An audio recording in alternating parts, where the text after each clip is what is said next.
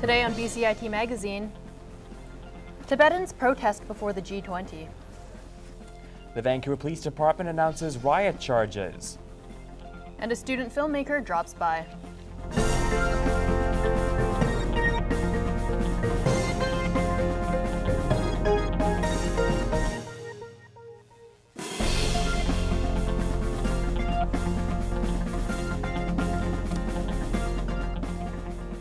Hello and welcome to BCIT magazine. I'm James Lewis. And I'm Connie Wan.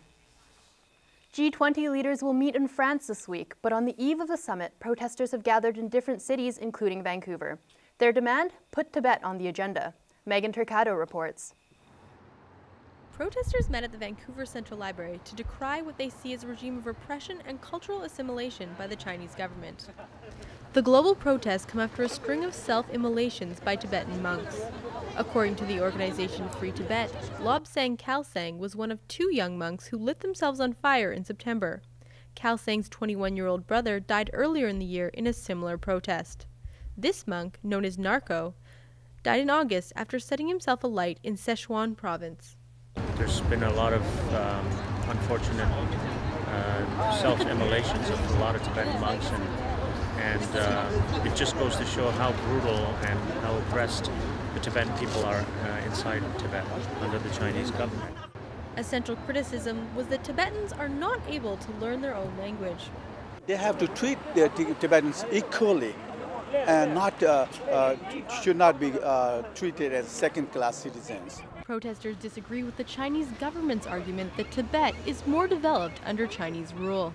If Tibet is developed and they have nothing to be ashamed of and they have nothing to hide, why don't they open Tibet up and let the foreign press in, let the world in, and let them see what's happening in Tibet? Yet many Tibetans abroad are hopeful there can be a negotiated solution. My personal view is, yes, at this point, this may be a good idea because most important thing is that we need to save our own culture identity now. The demonstrators will end their march here at the Chinese consulate. They hope this global day of action will be enough to put Tibet on the G20 agenda. Megan Turcado in Vancouver for BCIT magazine. The Vancouver Police Department has announced recommended charges against 60 people in relation to the riot that took place on June 15th. My co-anchor Connie Wan tells us more about those charges. We were making a commitment to pursue the rioters and to use new approaches to identify them and to bring before the courts the full extent of the crimes committed. 4 months after the Stanley Cup riot, the Vancouver Police Department has recommended charges to the Crown against the first 60 suspected rioters, crediting the work of investigators and new technology. The database that we have is equivalent to searching through about 15,000 YouTube video clips and about 15,000 Facebook pages. If all we have is one picture of this occurrence, that's not evidence for a crime. Police say many people turned themselves in admitting to lesser charges, but forensic analysts and the Forensic Video Lab has allowed for a thorough search of all the evidence. Of the 60 suspected rioters we've recommended charges against, we found additional video against 37. We're going to be pursuing people until the job is done. A total of 163 charges have been recommended against the first 60 suspected rioters, with charges ranging from participating in a riot to break and enter. The recommended charges will now need to be approved by the Crown. Connie Wan in Vancouver for BCIT magazine. Now, police have not yet released the exact cost of the riot investigation so far, but it is in the hundreds of thousands of dollars. The Vancouver Police Department does confirm, however, they are in talks with the province for more funding.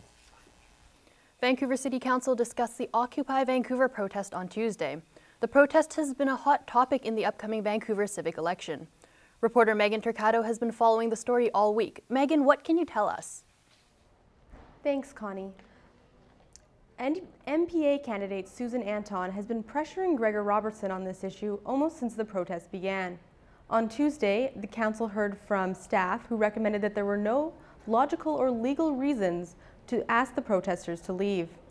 Police Chief Jim Chu also spoke to councillors, saying that his department has no interest in removing the protesters by force, saying that it has caused violence in other cities. Now, after hearing these presentations, councillors decided to take a go-slow approach to the protests. except for Susan Anton, who's still calling for the city to put a timeline on the protesters to leave. Megan, is Councillor Anton saying she would resort to violence to get the protesters to vacate the Vancouver Art Gallery? No, she's not saying how she would get them to leave, simply that she would want them to leave if she was elected mayor. Now, she did put forward a motion to this effect, but it was not seconded by anyone and it did not move forward. Back to you. Thanks very much, Megan. Now, Occupy Vancouver has caused yet another stir in the downtown core. This time, though, it is jolly old St. Nick who's been affected by the protests. The annual Santa Claus parade in downtown Vancouver has changed its route this year because of the continuing Occupy protests outside the art gallery. Now, the parade normally passes right by the gallery's front lawn, where the grounds are used as a Christmas square where you can drop off food bank donations. Parade officials say they want to avoid the gallery altogether and that the Christmas square will be moved. The occupiers, however, say moving the square is a small price to pay. Well, someone said no press is bad press, but you know, once again, I think, well, it's going to focus a lot of attention. People are going to say, oh, you're moving the Santa Claus parade, and we're going to point out, no, we're not. The people organizing the Santa Claus parade have chosen to move it. And once again, it's, you know, naughty and nice. Now again, Vancouver City Council debated shutting down the Occupy camp on Tuesday night, but has decided to leave the protest in place for now. A police standoff closed Kingsway for almost 20 hours earlier this week. Megan Turcato reports. Normally bustling Kingsway was blocked to vehicle and pedestrian traffic as a standoff that began late Monday night dragged well into Tuesday. The VPD's emergency response team and police negotiators worked overnight, attempting to make contact with a distraught man who the police believed had access to weapons.